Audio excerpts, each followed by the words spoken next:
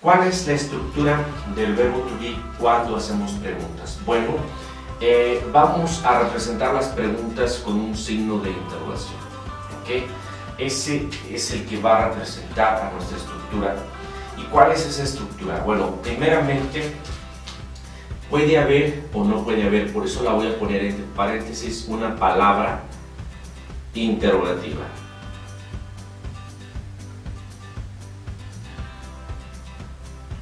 Una palabra interrogativa. Después de esa palabra interrogativa sigue el verbo to be. Recuerden que el verbo to be puede seguir en ya sea la forma am, la forma is o la forma are. Recuerden que todo depende del sujeto. Después va el sujeto, después va el complemento y hasta el final se pone el signo de interrogación. En inglés solamente se pone un signo de interrogación y va hasta el final. ¿Okay? Es muy diferente al español. En español utilizamos uno al inicio y otro al final. Esta es la estructura entonces que sigue el verbo to be en preguntas. Esta es la que tienes que seguir, esta es la que tienes que respetar. Veamos algunos ejemplos empleando una estructura y otra. Veamos una pregunta. Ok. Primera, are you from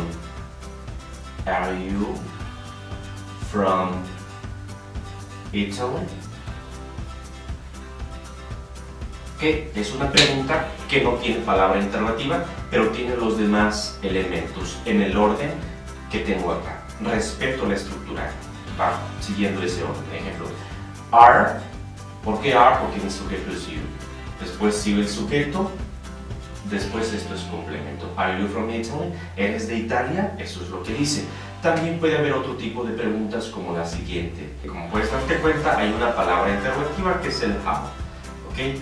¿Cuáles son las palabras interrogativas? Todas las que tienen W. Por ejemplo, el how, el what, el when, el where. Todas son palabras interrogativas. ¿Okay? Las que te preguntan qué, cómo, cuándo, por qué en español, ¿verdad? Ahorita pongo este ejemplo. How are you today? Te pregunto, ¿cómo estás hoy? Como puedes darte cuenta en esta pregunta, estoy respetando este orden y estos elementos. El primero es palabra interrogativa. Después va una forma del verbo to be que vaya de acuerdo a mi sujeto. Como mi sujeto es you, es correcto el are. Después el complemento y al final el signo de interrogación. ¿Okay? Estas son las estructuras, los ejemplos y la estructura que sigue el verbo to be en la forma interrogativa. Es la que tienes que seguir bien al pie de la letra. Es muy sencillo.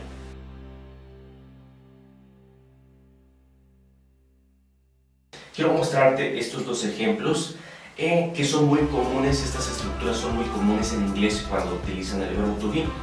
Por ejemplo, el primero es, si te das cuenta, hasta la coma es una negación que dice you're not in my class, tú no estás en mi clase.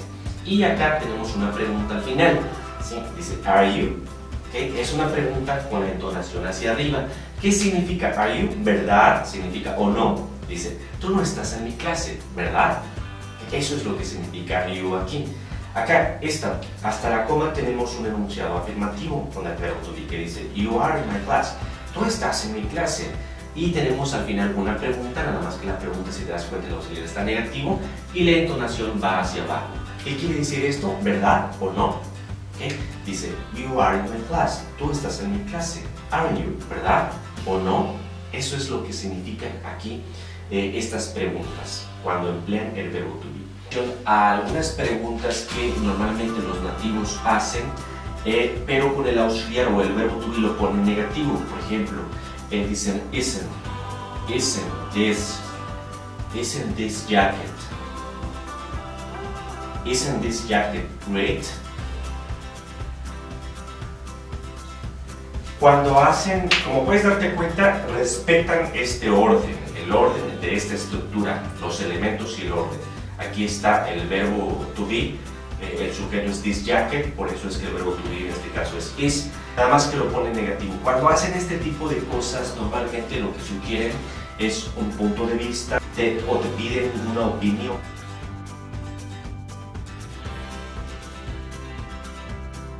Muy bien, y cae en cuanto a los errores más comunes que cometemos al utilizar enunciados interrogativos con el verbo to be. Bueno, estos tienen que ver particularmente con preguntas y respuestas. Veamos algunos ejemplos. Cuando te preguntan, por ejemplo, la pregunta How are you today? How are you today? ¿Okay? Cuando te hacen este tipo de preguntas, tienes que responder con una respuesta corta o larga. ¿Okay? Puedes decir great, ¿okay? O puedes decir I am fine. No obstante, cuando te hacen una pregunta con el verbo to be y no hay palabra interrogativa, por ejemplo, que te digan Are you happy? Are you happy? ¿Qué quiere decir esto? ¿Estás feliz? ¿Ok? Cuando te hacen una pregunta de este tipo, en donde no hay palabra interrogativa, sino que está todo lo demás, entonces lo único que se espera que respondas es Yes, I am, o que respondas No, I am not. Cualquiera de estas dos, pero no más, ¿ok? No puedes decir, yes, I am happy. ¿Por qué razón? Porque al responder, yes, I am, ya estás respondiendo que estás feliz. O si dices, no, I am not, ya estás respondiendo que no eres feliz. No tienes por qué repetir eso, ¿sí? Con el auxiliar to be, es decir, con ese que utilices, ya no tienes por qué repetir el complemento.